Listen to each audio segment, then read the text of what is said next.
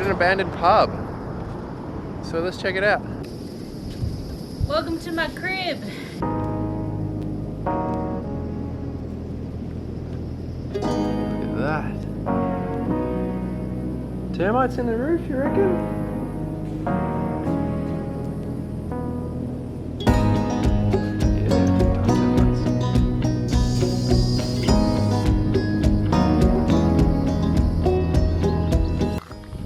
Alright, so the most exciting thing about this place is I got reception for the first time in probably 4 or 5 days. Off to Cloncurry. Alright, Kim's just going to the supermarket. We're in Cloncurry. First stop was the bakery. Curry and chili. Amazing. I can't fault it. 10 out of 10 pie. Check out Cloncurry Bakery. Still don't know where we're going to sleep tonight, but whatever.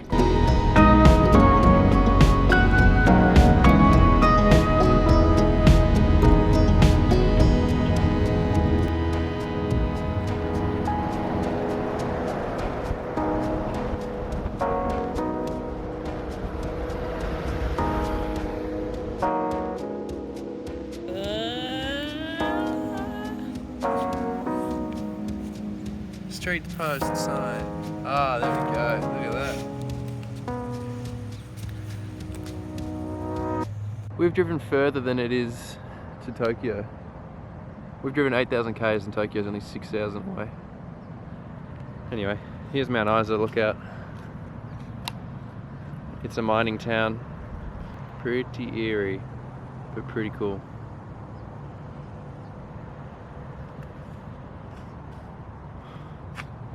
Impressions? Hello, welcome to my vlog. Alright, this is our room in Mount Isa. Wow, we were. Yes. It was cheap enough, it's air conditioned. The people who own this park say to go speak to Alan, who's like a permanent resident here in a caravan, and he like knows everything about Fossicking in this area. So we got lucky, we're here for the night. I want to go Fossicking tomorrow, and we're going to see what Alan has to say. You get out and check the rocks on it and wander up the rivers and stuff there, you do fine. Do you think the rivers is a good place to look? Rivers are quite good, especially after it's been raining. Yeah, which it has. It gets washed back, washed into the creeks and down, you know? Okay. Yeah. Yeah. Amethyst quartz crystals. Ah. Everything I've got is local. And was this, like, when you found it, is it on a hill, in a cave, on the side of the No, there's a valley down out from a place called Curadella. You've got to dig a little bit for it, but yeah, you get stuff like that, that is actually a petrified wood, that piece. Oh. Cool. What are the blue ones? And That's blue and green. That's blue and green. They're all copper. Different things of copper. Azurite's the blue, malachite's the green. Bornite is that goldy looking one there. Chalcopyrite. yeah, we've got these ones near there. Oh, righto, yeah. Yeah, somebody's been sorting out their gear. These are the crappy We're ones. using the scraps, are they? Someone's trashy, someone's it's treasure. not that they're crappy, they just must have better stuff. Yeah, cool. Hey, Okay. that's great.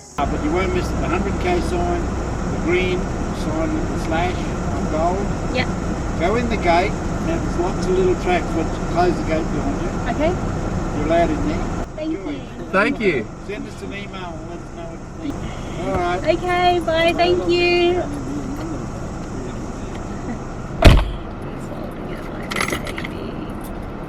What? He's holding the cat like a baby.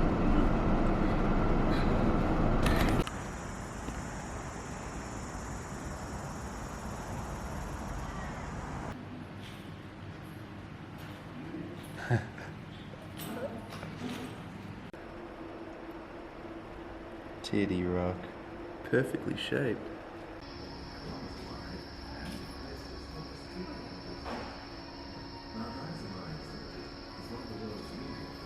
Yeah, there's a gate opposite this 100k an hour sign. We've got to close the gate behind us.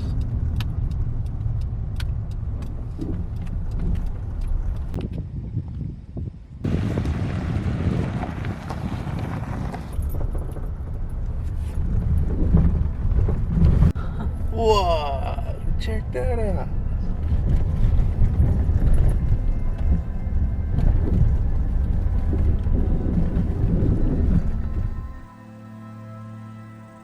There's a big lump of quartz sticking out of the ground here.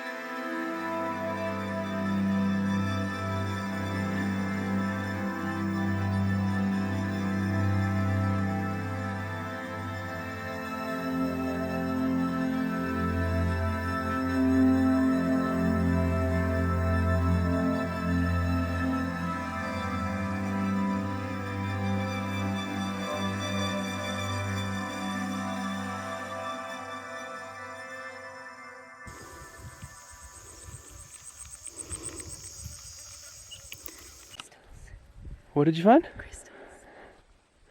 Crystals. More here too. Oh.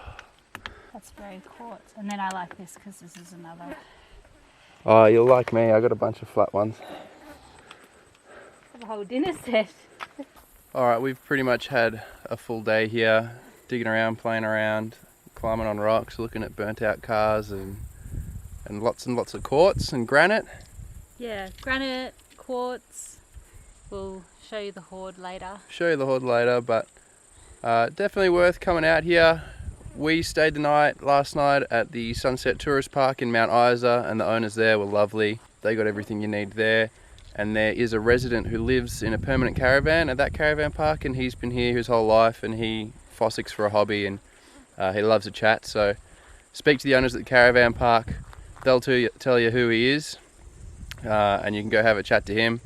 Same way you had a chat with us, and maybe you can come out here as well, get the directions that we got, and yeah, find this little playground if you haven't already heard of it. Well worth a look. We loved it out here, and now we're moving on to Darwin. That's our next port of call, so on with the adventure. Let's do it.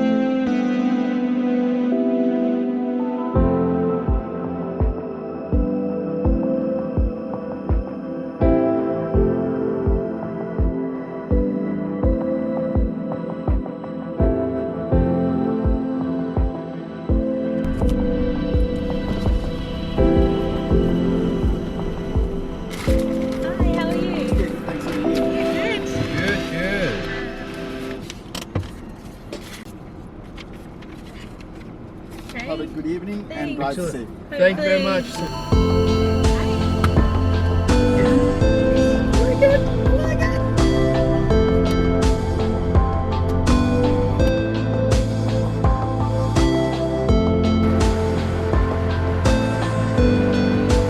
Alright, this was camp for the night. Now there's a lot of rocks and stuff lying around. You know, this part of the world, you just kind of look at the ground and you might actually find something interesting. We're 1,000 k's from Darwin.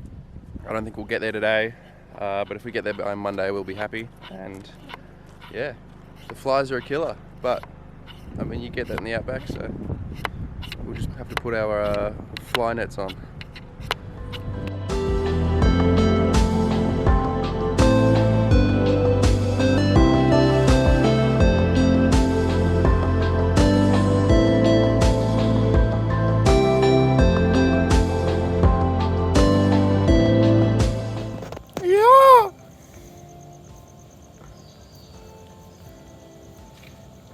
At a servo of all places.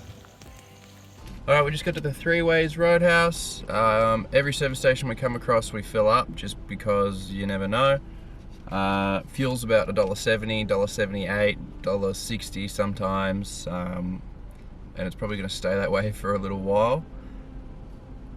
And if you ever get to a service station and you're on a road trip and they sell dim sims, you are obligated to buy at least one, and you have to sample every dim sim at every service station that you possibly can. More often than not, they're about a 3 out of 10, but sometimes you get lucky. Not this time.